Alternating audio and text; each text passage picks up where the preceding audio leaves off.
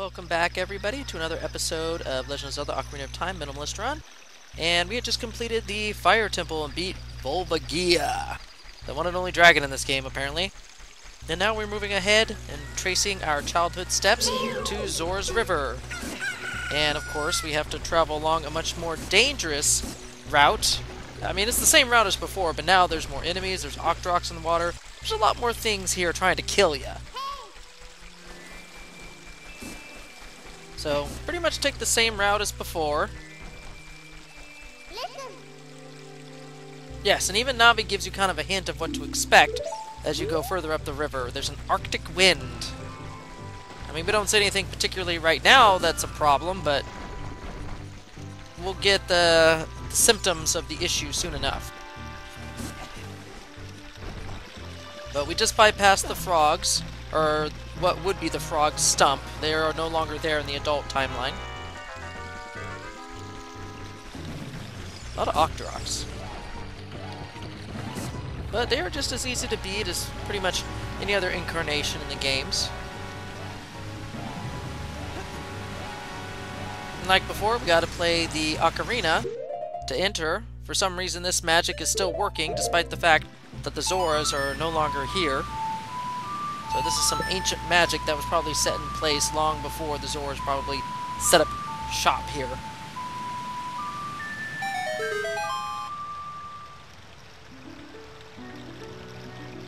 I've always noticed that during that little cutscene as it comes down behind him and then pulls back, it's like his feet are sinking into the ground. I don't know if anybody's noticed that. Really, really weird. That's how it looks like to me. But yes, we now see that there's a problem in Zora's domain. It's all frozen over, and the water's completely iced. Not to mention, King Zora's stuck in a case of red-looking ice. He's frozen. He done. Ain't nothing you can do with him right now.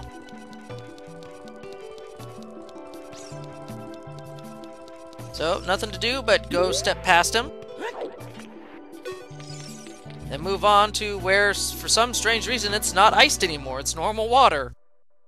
I don't get the logic behind this. How some parts are frozen and some parts aren't in the water.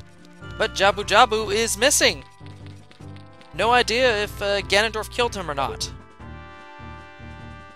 But as you look around, what got me was that you would think this is obvious where to go. There's this big, huge hole in the rock wall there, and all the icicle or the ice platforms are kind of leading you toward it. I didn't really get that at first, and I was exploring other areas my first time playing through the game, and I didn't really understand that, hey, you should probably follow the ice platforms to the obvious hole in the wall. I wasn't that smart when I was younger.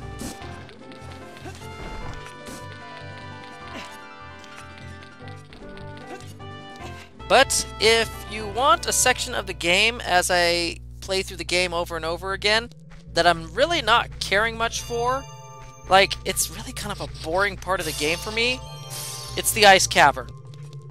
I just don't feel this particular, I wouldn't even call it a dungeon, like a mini dungeon maybe?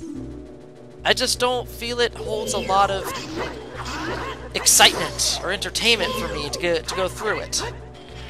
It's very mundane and boring. I don't like this particular dungeon just for that kind of reason alone.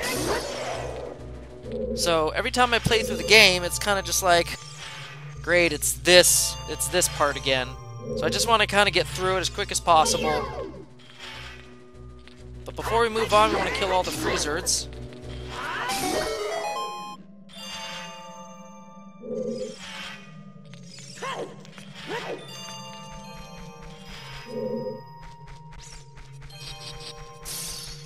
I mean, this is like the boring dungeon that just keeps on giving. Doesn't stop. Yes, and this is the first instance of the Silver Ruby. I wouldn't even call it puzzle, but obstacle. Thing you have to do. So the basic concept is this. You have to find 5 silver rubies somewhere in the local room area and collect all of them. Some are out of reach, some are pretty easy in reach, like those first 3. This one you kind of have to jump up through the air to get. And then one is actually hidden behind these little ice stalagmites. And that somehow magically does something to the room. So some super secret magic with those silver rubies.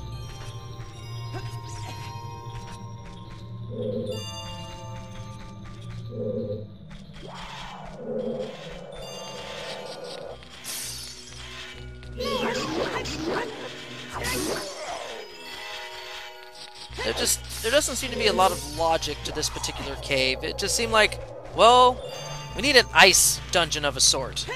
We got the water temple, yeah, but we need an ice dungeon. We need to complete our elemental checklist. So they said, oh fine, we'll make a small mini dungeon to make that the ice dungeon. And so as a result, it just ended up being rather tacked on. I feel like this whole cave is tacked on, and yes, it's got certain icy themes like icy floors and icy walls that you gotta melt with magic fire and icy enemies and stuff, but on the whole, it seemed like most of the dangers and traps and obstacles are just, I don't know, kind of built sorta on the spot. I don't know how best to describe that other than it just kind of slapped it together. I mean, that's the feeling I get when I play through this particular dungeon. And I see a purple blue geese, which is probably going to hurt me. I can never react fast enough to those blue geese before they hit me. Now here's where it gets a little annoying if you have one bottle and one bottle only, as in the case of this minimalist run. If you had multiple bottles, you would want to dump like 2 or 3 of them out and collect blue magical fire inside of them. As it stands right now, I can only do 1 blue fire at a time, so I'm going to have to keep coming back to this room every time I use a red fire. And that's going to be rather annoying really quickly, as you will see over the course of this video. I'm hoping I can get through this particular dungeon in one video, because I just want to get through this area as quick as possible, as I've explained before.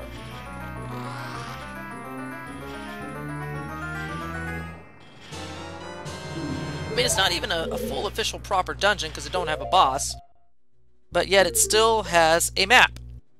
And I almost want to say it has a compass too, but no boss key, which kind of eliminates it from being a proper dungeon.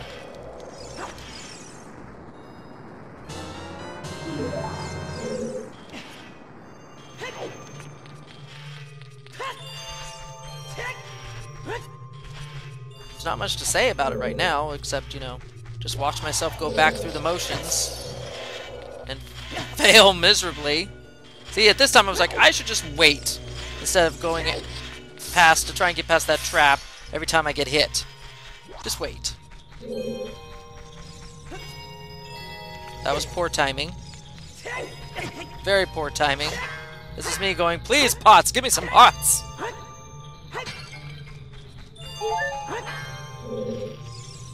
At this point I was like, screw it! Throw it! Okay, so you have some reddish ice walls here on either side that you could use to the fire to burn. They're really not that obvious looking unless you really look at the red tinge at the bottom of those ice walls. Me being young and completely oblivious, I couldn't see anything amiss with those walls, so I didn't know where to go or what to do. So when I was coming back with my blue flame in hand, I was confused where to go, and I literally walked right out the cave entrance, and I was like, okay, I'm missing something here somewhere. And I think I had to look it up online or in a guidebook or something, where to go next, because I wasn't exactly clear where to go next. As I said, I wasn't smart when I was younger. This should be the compass.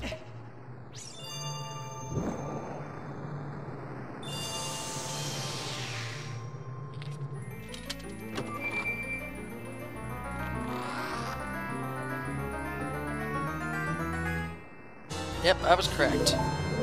There's a couple more mini dungeons similar to this, and they will also have maps and compasses, but no boss keys. On the bright side, they actually give you a blue fire checkpoint, if you will, that you can come back to a little closer than the other one. The other one's a little further away. We don't want to be that far away from a blue flame. So in this case, Yeah. We got one more room. I was kind of checking to see where to go next. And here is me making a poor decision. I thought I was going one way. See, I was trying to figure out where to go. I was like, oh, there it is. There's the red wall. I couldn't see it. I didn't know where to look.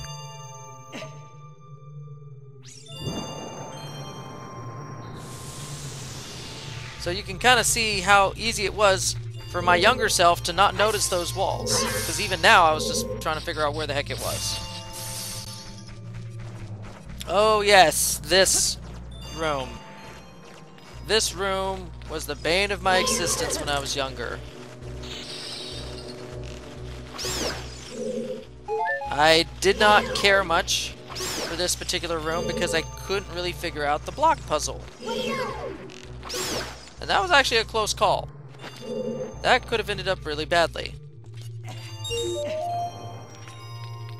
Now, there's two ways to go about pushing this particular block.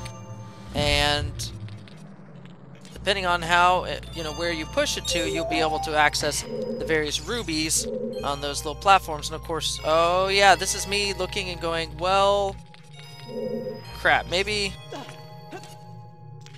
I don't know if I had noticed yet about that silver ruby. It doesn't look like I noticed the silver ruby inside the red flames.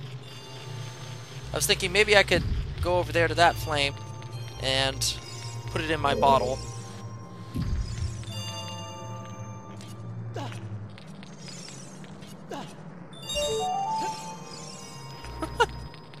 I'd completely forgotten that there was red rubies up there.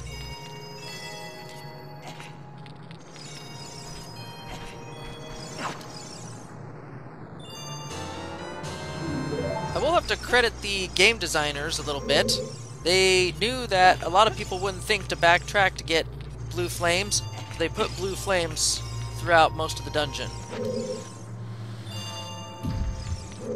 So you wouldn't have to go back too far to kind of get the next blue flame into your bottle. It's like they knew people were going to do minimalist runs and only have one bottle available. Smart that.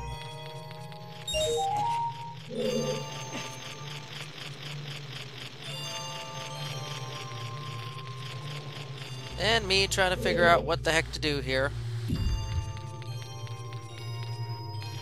Like, I'm literally I was doing this off of memory. I'm like, I think I know what to do, but I really don't know what to do.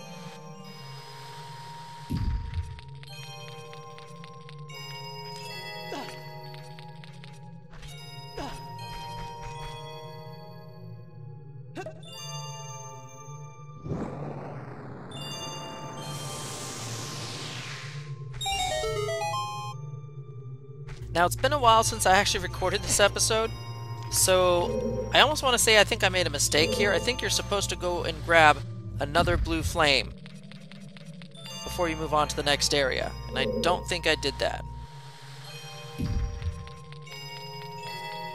I think what I should have done was go push the block in a position where I needed to go get that blue flame again. I may have to backtrack. So you get to spend a lot of time in this particular room. This particular room is probably one of the reasons why I have such a bad memory of this place and why I don't really like going through this section each time I play through the game. It's because I spent so much time stuck in that one room.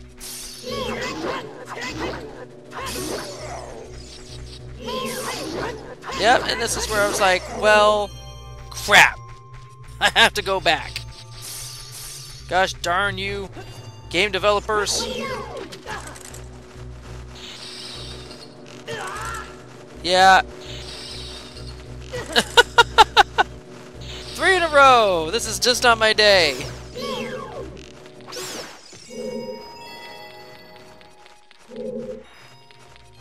At this point, I was like, screw it. All 3 of you bats are going down. I was like, I'm not having any of that. At least I got another heart. I was worried it would disappear on me.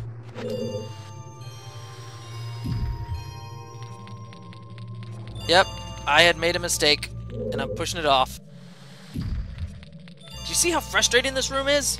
It just annoyed me to no end. I hated this room. And I still kind of do. I don't like it. I mean, it's clever how they set up the pillars, and that there's actually 3 different routes you could use to push the block to get to different areas that you want. But you spend way too much time here, percentage-wise, compared to the rest of the dungeon, the rest of the ice cavern. There's a lot of time spent here.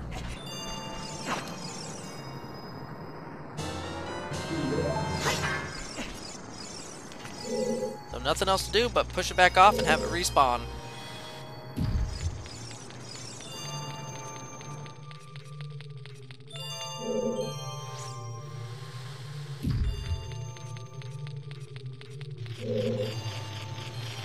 At least the puzzle to get out of here is a little simple. It's just basically in one big square pattern all the way around.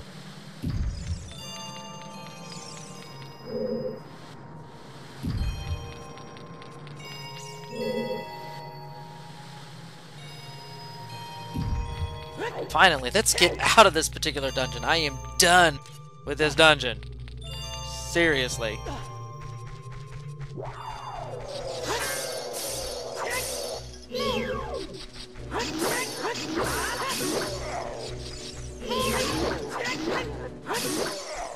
Okay, now I think you need to be really careful how you drop this, because I don't think if you drop it in the wrong area, the blue flame that is, you're not going to melt all of it.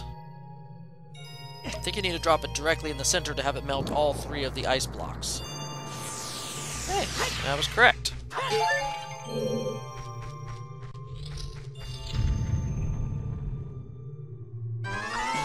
And the White Wolfos. This is basically your boss for this dungeon, even though it really isn't a boss. It's kind of like a normal enemy souped up, upgraded. It's basically the same type of Wolfos you've seen before, except it's, well, white. And doesn't take any more hits than usual. Why bother?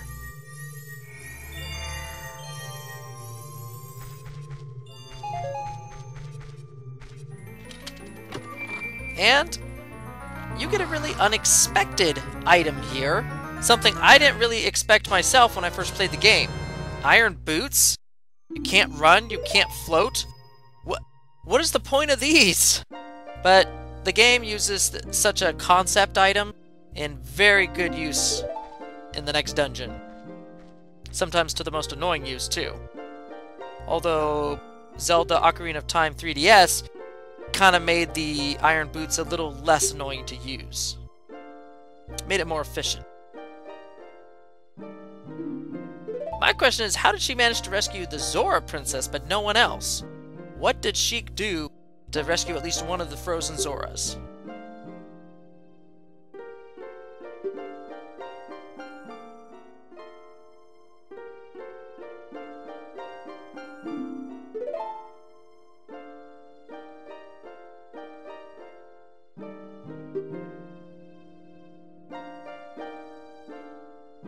Young love will become deep affection. Talking about Ruto. Because Ruto did have a thing for Link when she was younger.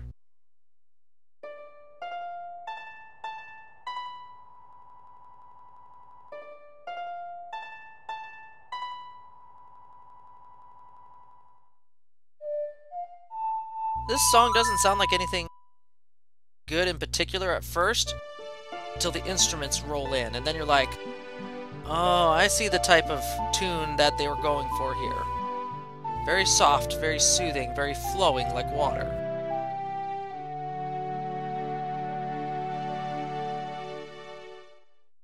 Thankfully, I managed to complete this particular dungeon in one single video. Just like I had hoped and planned, because I am super done. I'm over with this ice cavern. Like, worst dungeon ever in this game, bar none. It's boring, I don't like it. This video's done. See y'all in the next one. We'll go to the Water Temple, the most infamous one of them all. Bye now.